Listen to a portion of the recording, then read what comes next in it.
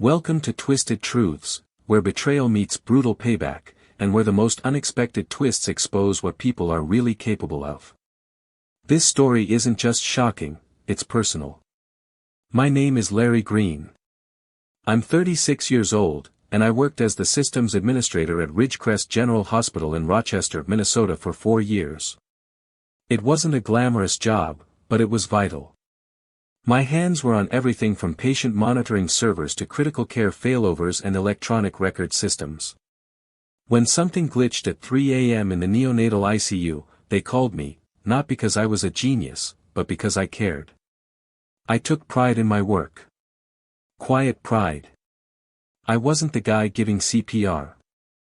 I was the guy making sure the machine monitoring the heartbeat didn't crash. So when I noticed GPU load spikes on a Tuesday, during peak surgical hours, I knew something was off. At first, it looked like background diagnostics. But there were patterns. Recurring intervals. Bursts of usage that didn't align with anything clinical. I started tracking it. Not out of paranoia, just curiosity. Then I saw it, unauthorized scripts buried in temporary folders, cloaked with system process names. Crypto mining scripts. Embedded in machines that ran ventilators and surgical schedulers. And the wallet address they were linked to. Dr. Sebastian Langford. The hospital's new Chief Innovation Officer. A man with a charming smile and a Harvard MBA, hired 6 months ago to optimize hospital revenue. I printed out the logs and knocked on his glass office door that morning. His smile didn't even flicker when he saw me. "Larry," he said, lounging back. "You look serious." "I found mining scripts on our cardiac servers," I said. "Linked to your wallet. You're running cryptocurrency mining during surgeries." He tilted his head, like I'd complimented his tie. "Larry, you've got to stop thinking so small. This is a non-profit hospital. Budgets are tight. Do you have any idea how expensive or downtime is? This is supplemental revenue." I just stared at him. "You're compromising life-critical systems to make Bitcoin." "It's Ethereum, technically," he smirked. "And it's negligible impact. I've run the models. Risk is statistically low." That was the moment I knew. This wasn't a mistake. It wasn't ignorance. It was a calculated decision. He was playing roulette with people's lives for crypto profits. "I need to report this," I said quietly. "Go ahead," he said, leaning forward. "But I'd ask yourself something first. Who do you think the board will believe, the guy with the Ivy League degrees, or the technician who spent 4 months trying to get a raise?" I walked out without responding. But my blood ran cold. I wasn't going to argue. I was going to build a case.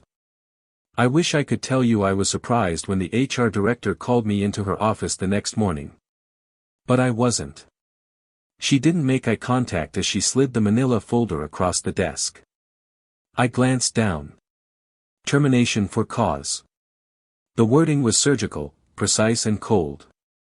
Violation of administrative protocols, unauthorized access, disruption of secure hospital systems.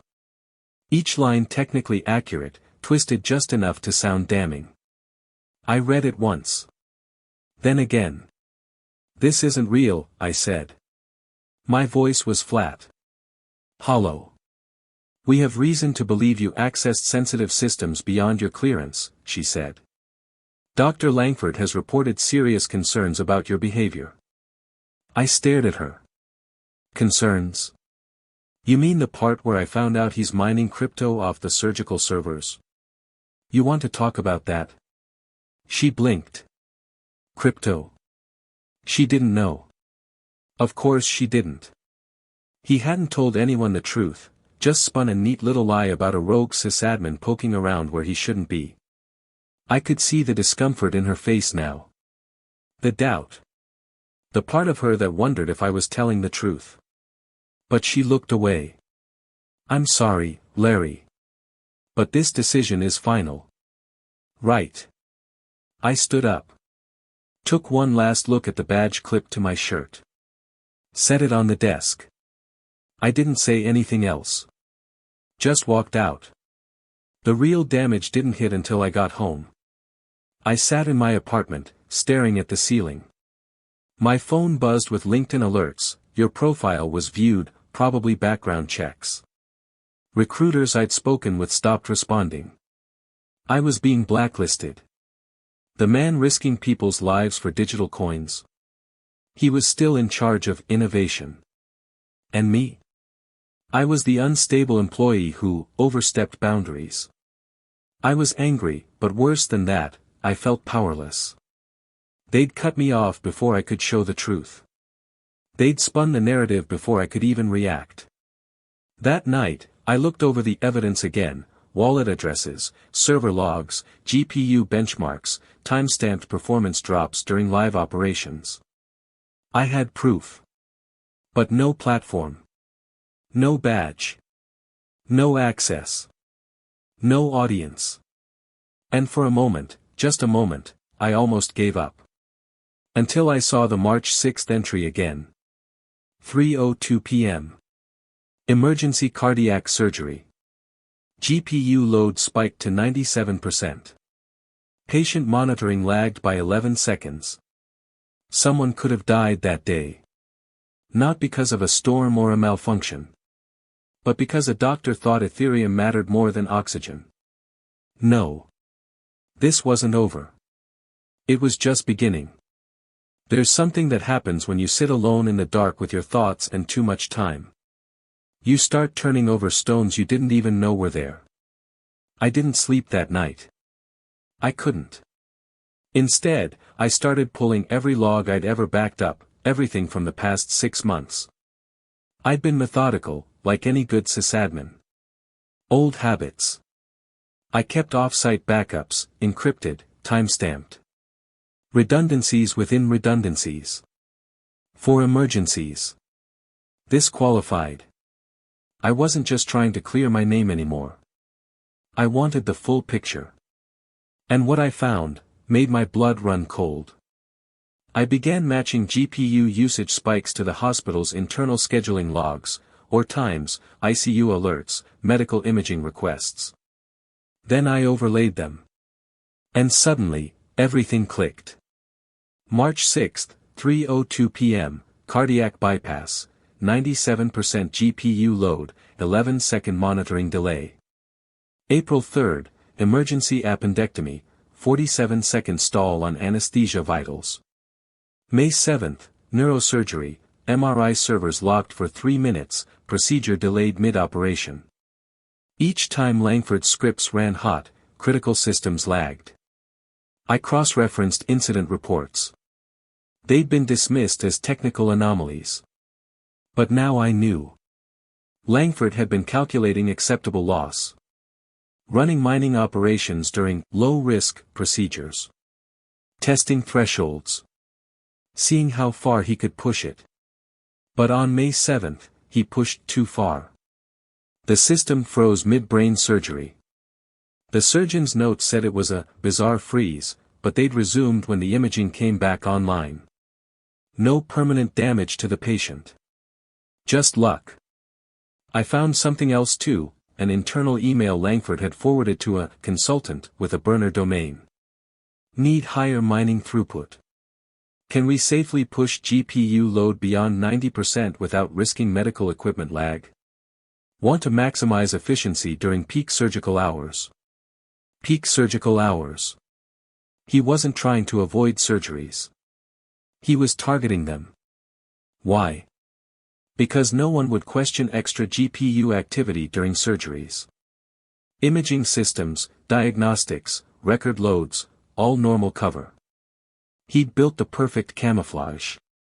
Except for one thing. Me. And now I had everything: logs, schedules, internal memos, network snapshots, script hashes, wallet transactions. The evidence didn't just prove misuse. It painted a picture of deliberate risk to human lives, for personal profit. But I needed more than just proof. I needed consequences. So I picked up the phone. Not to a journalist. Not to the hospital. I called the Office of Inspector General for the Department of Health and Human Services. I told them everything. They asked me to come in. I met them in a sterile federal building, just 2 blocks from the Mayo Clinic campus, glass windows, gray walls, and the quiet hum of printers and classified intent. Agent Monica Alvarez was lead on the case. Clean blazer. No nonsense. She barely glanced at my stack of documents before waving in the forensic tech. "We're gonna need a clean room and a mirror drive," she said. "This is bigger than it looks." I spent 6 hours walking them through it, how Langford bypassed internal logging tools, how he disguised the mining scripts in imaging buffer files, how his cron jobs triggered GPU loads during surgeries to avoid suspicion. They didn't blink. They just listened. Took notes. Cross-referenced everything I gave them. When I finished, Agent Alvarez leaned back and folded her hands. "You understand what you're accusing this man of, right?" "I understand exactly what he did," I replied. "He risked human lives to make money off hospital servers. That's not a bug. That's design." She nodded. "We'll need to inspect the hospital's systems directly. But for that, we'll need cooperation, or a court order." "Forget cooperation," I said. "They think I'm a rogue employee who broke protocol. Langford's already built the narrative." Agent Alvarez gave me a long look. "You want to come with us?" I didn't hesitate. "Yes." "Why?" "Because I want to see his face when he realizes I wasn't the problem. I was the reckoning." The plan came together quickly. A quiet review with the hospital's legal team would be arranged under federal authority. I joined the forensic sweep as a technical witness. It was unusual, but justified, given my first-hand experience. The forensic unit prepared clean tools to scan for residual scripts and wallet addresses. Agent Alvarez's team would execute everything under proper authority. And me? I'd be the ghost they thought they'd buried. That Tuesday, I shaved, dressed in a clean button-up, and walked back into Ridgecrest General with the quiet confidence of a man holding a loaded deck. Langford was in the atrium when we entered. He turned, mid-laugh, chatting with some pharma rep, and then froze. His smile vanished like a pulled curtain. Agent Alvarez flashed her badge. "Dr. Sebastian Langford, Office of Inspector General. We're here regarding unauthorized system usage on Ridgecrest's medical servers." He looked at me, then at the agents, then back at me. "This man was terminated," he snapped. "He has no business here." "He's a federal witness," she replied, cool as ice. "And you're the subject of an investigation." Hospital admin arrived within minutes. The director looked pale, confused, but eventually authorized access. Langford protested. Tried to throw doubt. Claimed I was emotionally unstable, that I had a vendetta. Classic projection. But it was too late. The team moved fast. And what we found? It was worse than I thought. Multiple wallets. Multiple scripts. Thousands of dollars worth of crypto transferred from Ridgecrest IPs during active surgical procedures. But it was the server performance logs that told the real story: delays, lags, failures, all hidden behind layers of administrative misdirection. And when the forensic tech pulled up one of the more recent mining scripts, she said one word I'll never forget. Jesus. Langford was cooked. Langford paced the hallway like a man watching his empire sink beneath his feet. I stayed silent, just close enough to see his panic, just far enough to let him stew in it. Inside the server room, the forensic team moved with the calm precision of a scalpel. They mirrored drives, isolated hashes, and pulled down a massive log of mining-related traffic routed through obfuscated DNS entries. One of the agents let out a low whistle. "We're not just talking about rogue computing here," she muttered. He set up a full-fledged mining farm inside a hospital. Langford tried to protest again, but Alvarez shut him down. Save it for your lawyer, doctor. He looked at me then, his eyes no longer smug or amused, but terrified. It was the first honest expression I'd seen on his face since this started. But the real moment came when Alvarez asked for surgical logs from specific dates, the ones I'd flagged. That's when things went nuclear. The logs were missing. Not corrupted. Not misfiled. Deleted. Alvarez turned slowly. Dr. Langford, are you aware that deleting system logs during an active investigation constitutes obstruction of justice? Langford swallowed. It wasn't me. Then who? Silence. The hospital administrator stepped forward. We've had some outages. Backups may have failed. No, I said, stepping in for the first time. They didn't fail. He wiped them. I handed Agent Alvarez a USB drive. What's this? She asked. Redundant logs I pulled before I was terminated. Kept offsite. Time-stamped. Unaltered. Including the missing entries. She stared at me for a beat, then smiled. Forensic backup from a fired sysadmin. Now that's poetic. Within minutes, the missing logs were reloaded, and they confirmed everything. Mining activity during surgeries. CPU overloads. System lags that lined up exactly with patient vitals freezing, imaging delays, and other anomalies. And then we found the smoking gun. A deleted email, recovered from the hospital's mail server mirror. Don't worry about the IT guy. He's replaceable. I've neutralized the threat. Just keep the mining windows to surgical overlap, less scrutiny then. It was from Langford. Sent to a consulting address routed through a domain registered in Belize. Agent Alvarez looked like a shark that had smelled blood. You just crossed into criminal negligence, she said.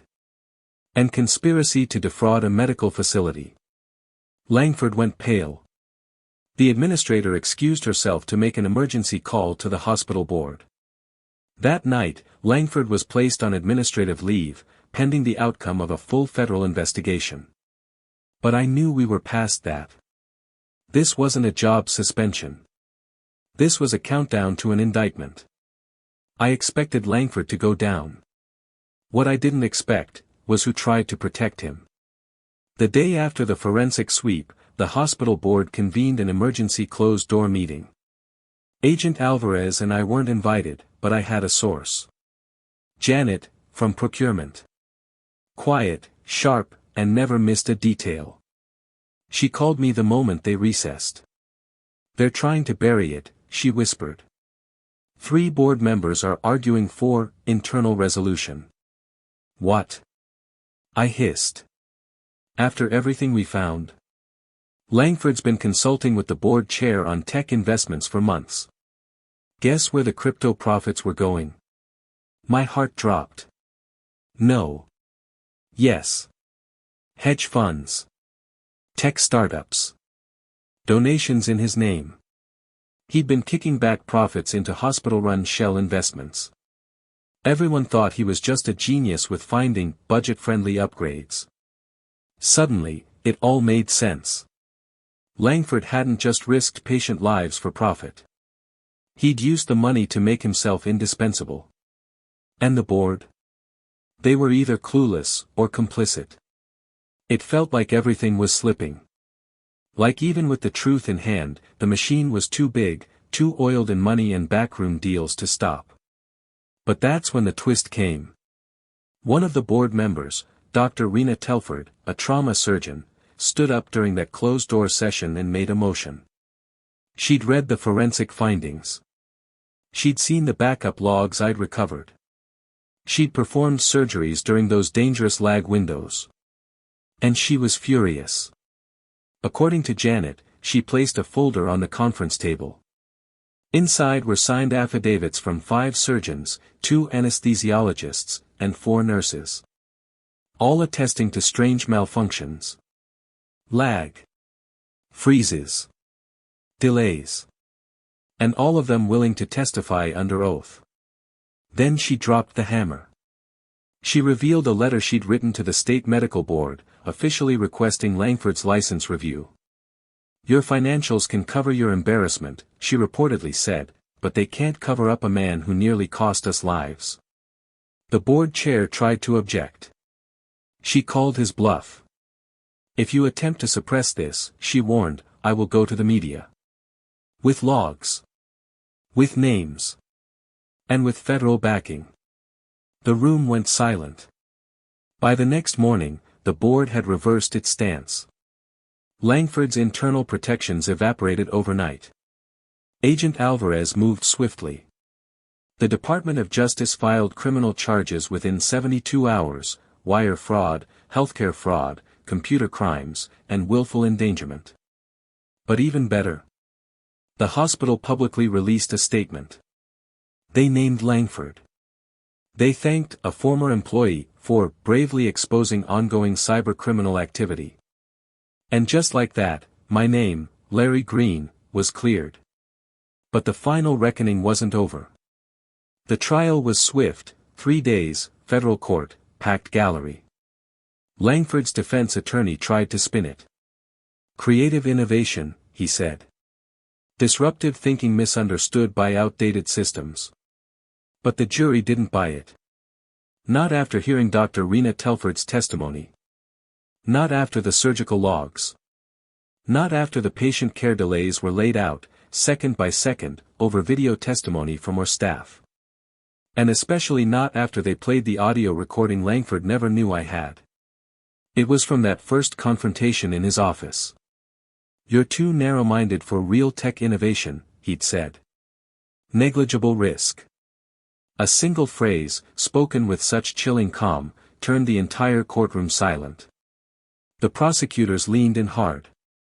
"This wasn't a lapse in judgment," one of them said during closing. "It was a man who looked at human life, weighed it against cryptocurrency profits, and decided which one mattered more. Guilty. On all counts. Wire fraud. Healthcare fraud. Obstruction. Reckless endangerment." Langford was sentenced to 8 years in federal prison, plus 5 years supervised release, $400,000 in restitution, and permanent revocation of his medical and administrative licenses. But what meant more than the sentence? The look on his face when the judge said, "You compromised life-critical systems during surgery, for digital coins." That's when he knew. It was over. A month later, I was invited back to Ridgecrest. Not for reinstatement. For elevation. The board, minus the corrupt ones, who had resigned, offered me a brand new position, Director of Medical Cybersecurity. Same hospital. Same servers. But now, I was the one setting the rules. And I didn't stop there. Working with Agent Alvarez's team, we implemented a new protocol statewide. We built an alert system that detects unauthorized processes on all critical systems. We trained IT teams. We rewrote internal policy from scratch. Langford's crime became a case study in hospitals across the country. And me? The guy they fired? I became a national consultant. I flew to DC twice. Spoke on panels. Helped draft new federal guidelines. But I kept my badge from Ridgecrest. Not the one they took from me. The one they mailed me after the trial. Black lanyard. Silver tag. L. Green, Cybersecurity, Patient Safety. Every time I look at it, I remember sitting in my truck that first night. Feeling powerless. Replaced. Silenced. And now? Now I remember what Langford never understood. Innovation doesn't mean cutting corners to make profit. It means protecting people, even when no one's watching. That's the real legacy I left behind. Not servers. Not firewalls. But consequences. In the end, truth has a way of surfacing, even if it comes twisted through pain and betrayal. As one wise voice once said, sometimes your greatest enemy was once your closest ally. If this story struck a chord with you, let us know in the comments. And don't forget to subscribe, share, and spread the word, because justice deserves to be heard.